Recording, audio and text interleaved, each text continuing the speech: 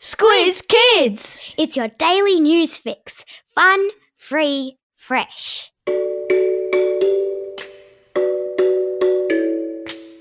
Hello and welcome to Squiz Kids Today, your fresh take on what's happening in the world around you. I'm Bryce Corbett. It's Monday, February 27. In Squiz Kids Today, all about The Voice. All Black makes history. Australia wins the World Cup. And bugs on toast for brekkie. That's what's making news, kid style.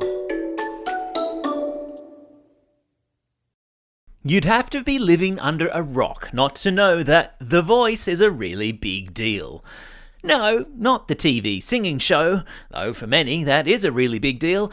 I'm talking about the Indigenous voice to Parliament, which, in a nutshell, is a way for Indigenous Australians to have their voices heard by the politicians in Canberra whenever decisions are being made that impact them. Sounds pretty straightforward, right? At your school, you probably have a student council, where students can tell the principal what sorts of improvements they'd like to see at their school. But there are lots of people with lots of opinions about the Indigenous voice to Parliament, and between now and October, when something called a referendum will be staged on The Voice, it's going to be in the news a lot. So, what's a referendum? It's a vote on whether we should change the Constitution, which is kind of like the rule book by which the country is governed. All Australians will be asked whether they support changing the Constitution to give Indigenous people a say in matters that affect them and their communities. And yes, it's complicated and not all that complicated all at the same time, in that way that stuff in the adult world often can be. Which is why we're planning a Squiz Kids shortcut on The Voice to hopefully explain it as only we think we can. Stay tuned.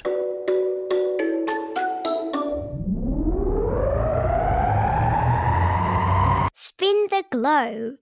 Each day we give the world globe a spin and find a news story from wherever it stops. And today we've landed across the ditch in New Zealand, where a little bit of history has been made, with the first rugby player to play for the national team, the All Blacks, telling the world he is gay. Campbell Johnson played for the All Blacks back in 2005 and was also a high-profile player with the Crusaders and French team Biarritz.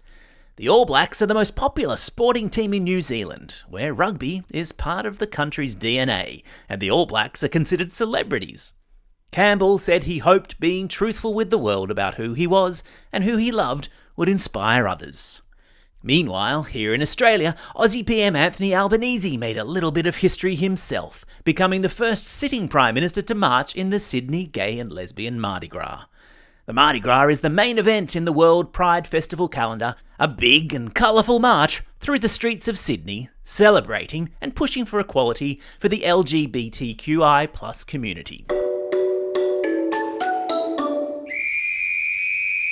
Sport time! And it's 3 in a row for the Australian women's cricket team, who defended the World Cup title against South Africa in T20 cricket overnight.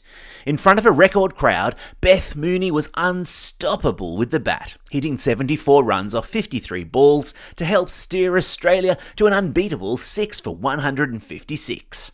South Africa could only muster 6 for 137 in return, leaving Aussie captain Meg Lanning to once again hold aloft the World Championship trophy. It's the third year in a row that the Aussies have won the T20 World Cup, and get this, out of the 8 T20 World Cups that have taken place, the Aussie women's team has won 6 of them. That, my friends, is what we call world domination. And it's a massive Squiz Kids salute to our unstoppable Aussie women cricketers. Food, glorious food. When you open your lunchbox at school today, I'm going to bet there's only a really small chance you'll have insects on your sandwich. Unless, of course, the ants have gotten in there and started helping themselves. But if a South Australian university experiment takes hold, we could all be chowing down on bugs with our sangers each and every day. Insects, including mealworms, grasshoppers, beetles and moths, are high in protein, and therefore a really good source of nutrition. Birds and reptiles, after all, have known this for ages. Insects are already a part of people's diets in other countries, especially in lots of countries in Africa. And of course, witchetty grubs are an established item on the Aboriginal bush tucker menu here in Australia. Bugs on toast? Yeah, sure, why not? On the subject of food, a sailor from the country of Dominica has revealed he survived at sea for more than 3 weeks with only some garlic powder, stock cubes, and a bottle of tomato sauce. The man was found by the Colombian Navy drifting at sea with the word "help" scratched into his boat's hull. And no, that's not an excuse to cover everything on your dinner plate tonight with tomato sauce. Time for the quiz. This is the part of the podcast where you get to test how well you've been listening. Question number 1. What's the name of the New Zealand men's national rugby team? Yeah, that's right, they're the All Blacks. Question number 2. On which continent do people from lots of different countries eat insects on a regular basis? Yeah, that's right, it's the continent of Africa.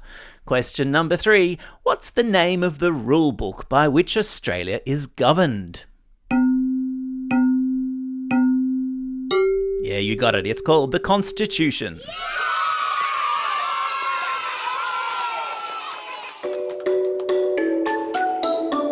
Shout-outs. It's February 27. Today is International Polar Bear Day.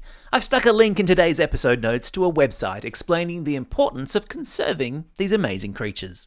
It's also a special day for these Squiz Kids celebrating a birthday today. Harry from Cannon Hill, Jessie from Seaford Rise, Harriet from The Rock, Rory from Leichhardt, Sullivan from Logan Reserve, Sammy L from Baronia, Matteo from St Ives, Jacob L from Helensvale, Alia from Burpengary, Ben from Sutherland, Jessie from Cambridge Gardens, William from Wingham, Florence, who's travelling around Australia, and Timo, who's listening all the way over there in Japan. And belated birthday shout-outs go to Zara from Floraville, Will from Pitttown, Jai M from Burpengary, Heidi, Stevie and Kevin from Austinmere, Jessica from Leeton and Lila from Broken Hill. And today's classroom shout-outs go to Class 5-6C and Mrs Charles at Plumpton Public School, Class 4K and Ms Khan at Canberra Girls Grammar School, Class 6UM and Ms Ua and Ms Munn at Farrer Primary School, Classes 5C and 5D with Mrs Clark, Mrs Suter and Mrs Few at Yarrawonga College, and lastly Years 5-6 in Room 7 with Miss Wiley at Wickapin Primary School.